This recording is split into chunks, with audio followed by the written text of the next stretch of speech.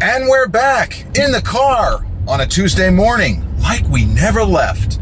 Welcome to the Confessions of a Not So Dangerous Mind podcast. I'd like to thank you all for spending some of your Tuesday morning here with me in New York. But once again, we're going to skip past all that promotional jazz and get right to the guts of the episode. Well, social media, Facebook memories reminded me yesterday and the day before of a very special vacation I took 14 years ago. From a certain perspective, it's crazy that it's 14 years ago, but then from another perspective, somehow feels like it was longer ago than 14 years ago. But 14 years ago, in July, I traveled to Washington State. And I was already 37 years old. I'm just like a wayward or aimless kid learning certain things or experiencing certain things for the first time. I mean, I was experiencing certain things for the first time. That's kind of the point here. But as you age, as you, in my case, grow up late, mature late, and get to experience things in life that maybe you didn't think were ever going to be for you, quote unquote, there's stuff that maybe one might have taken for granted that turns out to, well, sometimes it's true and sometimes it's not true. And to be more specific, I saw things in much more stark terms as a younger person, and not just because I had a very negative, pessimistic, typical Generation Xer style mindset of, fuck this, fuck that, none of this makes any difference, it doesn't matter if I do A, B, or C, it's still bad, whatever. But there are people who we meet who become principal characters in the story of our lives. And sometimes those people will exit stage right and never return. But other times, they will always remain important players in the story of our lives. And I guess as a kid, I always imagined when, let's say, for example, people broke up or a relationship didn't work out, that, well, that's it. These people don't ever have any more,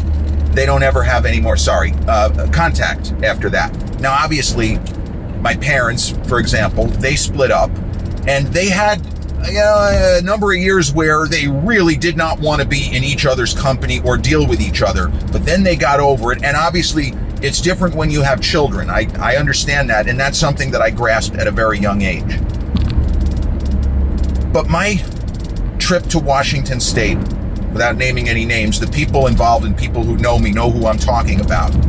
Because it isn't really a question of naming people. This is a mindset. This is a process. These people are still important to me. Maybe not in the exact same way as they were in the summer of 2011, and then for, the kind of foreseeable future from that perspective. But every memory that was formed during that vacation is a golden-hued, as I like to say, a golden-hued memory. And again, out of context, the idea of someone who is already 37, as I was, someone who could believably have been married, with kids, divorced, possibly even on a second marriage or some variation on that.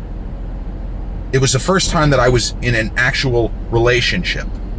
Although I'm not sure that we had called ourselves boyfriend and girlfriend at that point. I'm a little fuzzy on this. Maybe we did, maybe we didn't. But the point is, if you're close enough with another person to travel across the country to meet the family, meet the parents, a little Bobby D and Ben Stiller joke here, but something along those lines. They're taking you seriously, you're taking them seriously. And this was certainly my first experience with anything like that. Even at age 37, though, my instinct when asked questions to do almost anything that was not in my very rigid box of things that I was probably going to do or was supposed to do on a given day, my instinct was always to say, no, I don't want to. That's just the way that I was wired. I don't know why I was that way. I assume it was because of the anxiety, social anxiety disorder, and my default setting was that I was always afraid. But I like to believe that the universe, on this particular vacation, the universe pushed me in the direction of saying the word yes. Because the reality is that when we care about another person, we should be happy to make sacrifices for them and to do things which end up being core life memories. That's not a conventional sacrifice. A sacrifice would be, and I don't mean this in a joking way, giving a kidney to another person. That's a real sacrifice. That's a sacrifice. But doing something that you may not be 100% comfortable with doing, if you want to say it's a sacrifice, it's a stretch. But that was I believe, a 10-day vacation. And I traveled from JFK to Seattle-Tacoma Airport, or SeaTac as it's commonly referred to. And then we drove to a family home in a town called Blaine. Now, I got to be honest with you, the only part of Washington State, I had heard of a couple of cities. Obviously, Seattle, Seattle Mariners and Yankees, whatever. They had a big rivalry in the 90s there, that famous playoffs in 95. I knew of Tacoma, I knew of Spokane, but I had not been there, and I didn't actually study the state, and I never really questioned, why did they name the state Washington? That really doesn't seem like that great of an idea. Like, why was that? I wasn't bogged down with any of that stuff. But the only thing I really knew was, supposedly, it rains a lot. There's a lot of rain in the Pacific Northwest. Okay, rains a lot. But I didn't know what to expect when headed there. I was scared. I didn't want to show that I was scared, but I was going to be thrust into an unfamiliar setting, unfamiliar situation, meeting people for the first time, hoping that I didn't screw up or be such a weirdo that they're like, I gotta throw a net on this guy. Like, what?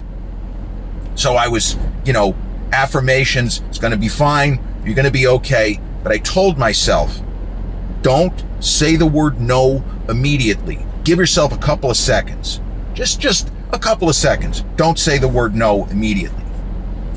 And so, for example, looking back on this trip now, all of these years later, some of you, if you follow my social media, we went up a local, there's a mountain range. I guess it's in the Cascades, but it's actually famous, but most people don't know the reason why it's famous. There is a movie, a multiple Oscar-winning film called The Deer Hunter, with, speaking of Bobby D, with De Niro and Christopher Walken, John Savage, John Cazale, and it was a multiple Oscar winner. And that film is set mostly in a Pennsylvania, like a steel town. And the guys go on a, nail meat head, I always say it, they go on a deer hunt early in the film. And we're led to believe they're in the Appalachians or somewhere on the East Coast, but it actually was shot in the Cascades, and specifically at Mount Baker. Now, I didn't know that the day of the vacation. It was early in the vacation where I was told we're gonna climb Mount Baker today. Now, if you say the word, we're gonna climb Mount Baker, I assume fixed ropes. I assume, going up an ice fall like Mount Everest. It's not that kind of mountain. I mean, I guess it could be. I'm sure there are areas where you could do some conventional climbing. But we were just going to climb by car. It's pretty easy. Now, in my entire life, I don't think before the day that we went up Baker, I am not sure that I have ever or had ever been as high as 1 mile above sea level. In fact, I would say that maybe 2,000 feet is the highest I had ever been. We'd been in the Poconos, but we never actually went up the Poconos. We drove to the Poconos. And when you go to a place like a Mount Airy Lodge, you're not that far above sea level over there.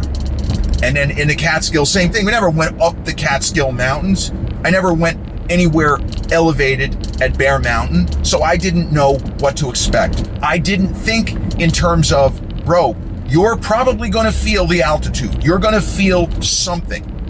We started to climb in the car, and I was pretty excited because at kind of sea level, the landscape was not like anything that I had seen before. And this is something where you're in a part of the country that you haven't been. You see animals that you're not going to see in New York. There are moles there digging up hills in the front yard.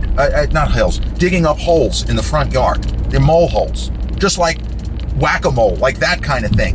They're just going like that, and before you know it, there's a 3-foot hole in the ground. When you're ever going to see something like that in New York, you're not. You have deer just randomly roaming around in backyards, just hanging out. You have horses eating apples off of trees in backyards. This is just part of life. So I remember not even being the slightest bit concerned, because I wasn't thinking in terms of, oh yeah, I'm probably going to start to feel sick because I've never been above a couple of thousand feet in my life. Because everything is trying to build a tolerance in general, right? We started climbing, and we got about a mile up, and I began to feel sick, like I was going to throw up. We stopped the car, and I asked to go back down. I did not want to climb any further, anywhere near the peak, which isn't, I mean, it's 11,000 feet. It's not really that much. But we were there to go as high as you could with a car, so that maybe I would experience something that I never experienced, which is, it's in the 70s at sea level, and you're going to climb high enough where it's freezing, and there's snow and ice all over the place. I wanted to go back down. I wanted to tap out. I didn't say that, but that was the idea. I didn't want to go any further. But my significant other, she talked me into it. Very sweetly, cajoled, and gently nudged. Let's just keep going. Let's just keep going. Okay, let's keep going. And by the time we got as high as we could climb in a car, I was still nauseous, but I hadn't lost not even lunch. I hadn't lost my breakfast. And I got to stand outside in 30-degree weather. It was a little bit more than 30. With snow beneath my feet, with the understanding that 2 vertical miles below me, it was in the high 70s. And there was something so humbling about that. Because this is something that I had read about. You see it when you look at pictures of mountains, when you see movies that deal with mountain climbing, whether it's, Everest with Jake Gyllenhaal, whether it's Vertical Limit with Chris O'Donnell, whether it's the Everest documentary. There was something almost magical about being there, about experiencing that for the first time. And I was glad that I had been kind of cajoled into continuing upward. Now, the reality is, I felt nauseous for the rest of the day. I can make up a story and say that I was fine, but I still felt like I was going to throw up. But it was the first time that I had ever done that. And what an amazing experience, And then the next day, and this is a little bit embarrassing to admit. So owing to the fact that I'd had it's not really a medical issue. It was a hormonal imbalance that caused my, the so-called breast tissue to sort of grow irregularly. It's called gynecomastia. I did that episode. It's like one of my most, infamous episodes, 96 Hours of Hell, where I talk about how I had a bad reaction after the surgery and I almost bled to death. But I never walked around with my shirt off before I had that surgery, and I still was incredibly shy and didn't feel comfortable walking around with my shirt off in public. It's so difficult to explain these things in a way that makes any sense to people who don't have what used to be called social anxiety disorder. I'm not sure if that phrase is used anymore, but didn't make sense. Anyway, we're now like 16 years after my surgery, okay? It healed up fine. I work out, I'm Beb's Gym. I have my Beb's Gym cap in some of the pictures from Washington State from that trip. That was my favorite cap. I don't know what happened to it. But we went to, the day after, and obviously I was feeling fine, the day after going up Baker, we went to a water slide park. And I was looking forward to it. And my instinct was, well, I'm gonna wear a t-shirt. I'm gonna wear a t-shirt to the water slide park. How come you're gonna wear a t-shirt? Well, I don't need anybody looking at me. I just want to wear a t-shirt. No. Don't wear a t-shirt, please. Don't wear a t-shirt. You look terrific, but don't wear a t-shirt. I think that I sort of exaggerated the idea of us being out in the sun and that I was going to burn to a crisp. You know what? Put a little SPF on, bro. Give me a break. So there I was, doing another thing that I had never done before after climbing a mountain, not really, but in a car, and experiencing altitude sickness. I think that everybody should experience just a little bit of altitude sickness, just to understand. There is a difference between being at sea level and being elevated. You will feel it. You might start to get a little dizzy, a little woozy, but the human body, as we know, is a remarkable machine, and it will correct. It will course correct. It might take a few hours, and the truth is, if I had gone back to Baker later in that trip, I guarantee you, I would not have had the same reaction. I would not have gotten sick because my body, you can very easily acclimatize to going up 2 miles from a vertical perspective. But I remember getting to the water slide park, taking my shirt off, and nobody gave a shit. Like, I guess I imagined it was going to be this horrible thing of people pointing at me or whatever. Did not happen. So I figured, let's fucking go. And we went on the water slides, and it was epic. It was absolutely epic. That day was, to say that it was so much fun, the understatement of the century. It was just fantastic. And there are a lot of cliches about, let's say meeting, in this case, people who could be your future in-laws, brother-in-law, sister-in-law. But everyone was so nice to me for the entire trip. And not that I was surprised or should be surprised, but I didn't know what to expect. Was I going to be treated as a stranger? Was I going to be treated as a friend? And from the first, I was treated as if everyone in the family already knew me. And I remember there was a day where we played miniature golf, and we rode go-karts, and just seeing the different pace of life. This is also a cliche. The air doesn't smell the same in Washington State. And I forgot to say that Blaine is the very top of the state. Like, you can't go any further up. Well, I mean, you can, but you're in Canada.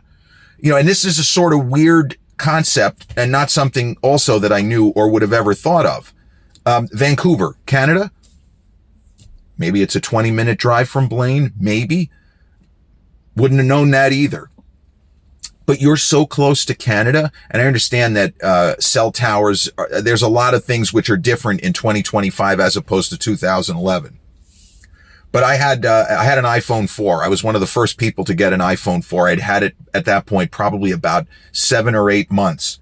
And I remember walking around at a store in Blaine, a store called Cost Cutter. What a great name for a store, Cost Cutter. Of course, their prices were higher than everywhere else, but the store was called Cost Cutter. Here's a little bit of trivia. You know the ice cream called Edie's? Did you know that on the West Coast, west of the Rockies, Edie's is called Dreyer's?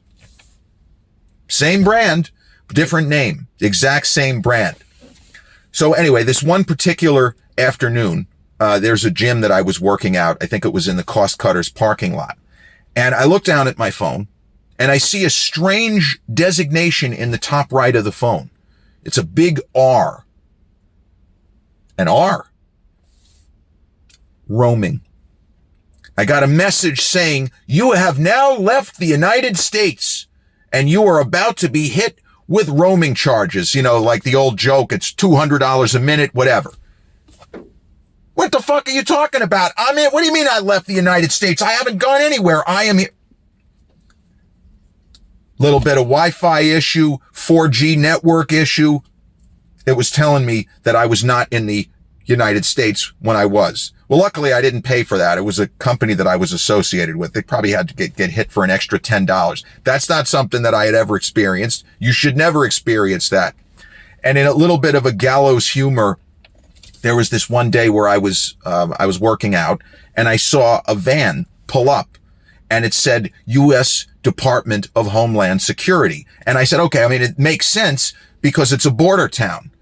So then this guy was working out next to me in the gym and, he says, yeah, they're trying to keep, it's actually the Canadians. They're trying to keep us from going over the border. Hey, we're giggling and laughing, but also not something, you're in New York. You're not seeing a Homeland Security van. Do they even have them? I don't know. But every day of that trip brought something different. A scenic drive. There is a dairy farm called Ed and Aileen's where all of the dairy products were produced from cows that were tended to by the people who owned the dairy farm. It's very kind of obvious. I never saw that before. When I think of a dairy mart, I just think of Tuscan or, something along those lines. This was also different. Like, here are the cows here. There were so many animals that I'd never seen before. Like there are aardvarks running around, and a lot that I couldn't even identify that I saw. And I said, what the hell's that? I don't know. In New York, we pretty much know, what everything is. And, it's just totally different.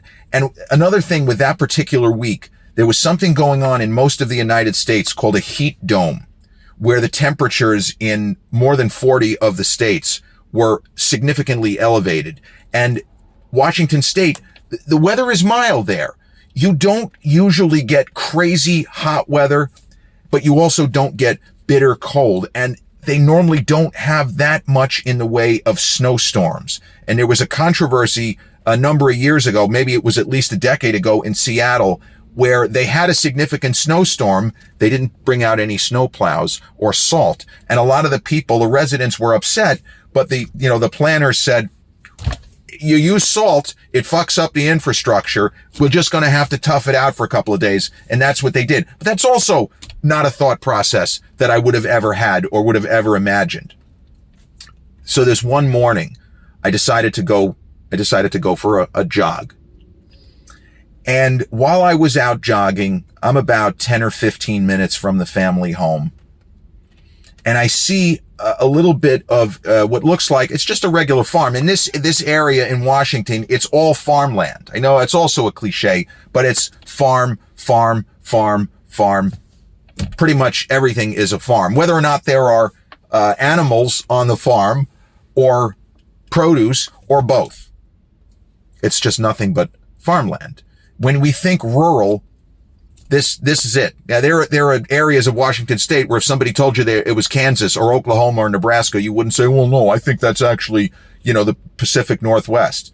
So this day, I jogged for about 20 minutes and I passed by a farm and I didn't really know what I was looking at. There were some animals. I wasn't sure what they were. But I said, you know what? Let me just keep jogging. And when I'm on the way back, I'll stop. So I jogged for an hour. And then it's okay, let me walk back. So I walk back and I stop. And these are very peculiar looking animals.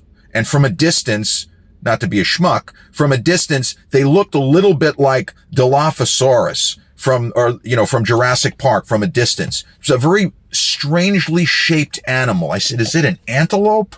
What the hell am I looking? I said, well, that can't be an antelope.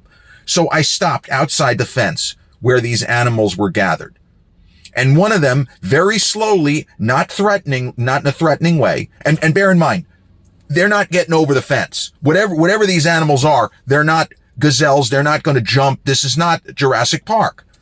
So one of the animals comes walking towards me, probably gets to within about 70 or 80 feet. I said, wait a minute. That's a llama. This is a llama farm? I thought that llamas only existed in South America. And here I am staring at a llama. And then I remembered learning when I was a little kid, don't get too close. They're going to spit on you. So I kind of subconsciously backed up a step as if that's going to make any difference.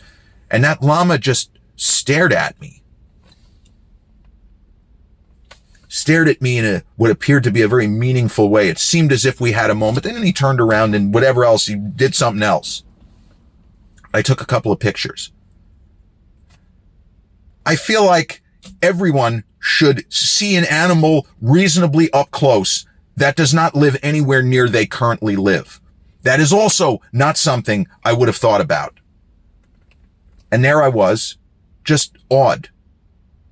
It's strange, 37 and a half years old, and I was in thrall of nature's majesty, going up Mount Baker and staring at a fucking llama. A creature that if you had asked me 10 minutes prior, do you think you're ever going to see a llama? No. Unless I go to South America. But why would I go to South America? Here I am in the continental United States, and there's a llama farm.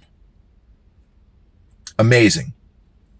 So, like, I could talk about this vacation forever, but it was such a great experience, and opening myself up to the new experiences within the context of being on vacation. And it felt like for the first time I was living out loud, that I was more open to everything that was offered, that I stopped just instantly saying no. And that doesn't mean that it was no great breakthrough. I continued to say no more frequently than I should have. But for that 10-day stretch, whether it was driving, an hour and a half to a casino that I would have never seen, or going to the Gum Wall in Seattle. I don't know if the Gum Wall is still there, but Pike's Place Market, which is just incredible, sort of in downtown Seattle. There were so many memorable moments and moments of deep connection between people who at the time were friends, who would then basically become family. And the takeaway should be, if you are nervous, if you are hesitant when it comes to new experiences, because your wiring is like mine, neurodivergents struggle with this, and I still do to some extent. But if you're able to step out of that comfort zone, if you're able to start living out loud, do it. You won't regret it, because the memories that were formed during that vacation, the connection with the outside world, with nature, and with people who are still very important in my life all these years later, wouldn't trade it for anything. 14 years ago, in the middle of July, I went to Washington State, and I saw all kinds of stuff that I would have never seen otherwise. This has been episode 590 of the Confessions of a Not So Dangerous Mind podcast. I'd like to thank you all so much for spending some of your Tuesday morning here with me in New York. If you check out this episode on the YouTube channel, haven't done so already, please click like, subscribe, comment, share, turn on those notifications. Or if you catch this episode on the audio platforms such as Podbean, Spotify, iTunes, or the others in which we're hosted, same general rule applies. Click like, subscribe, share, and turn on those notifications. I'll be back with a new episode real soon. Till then, peace.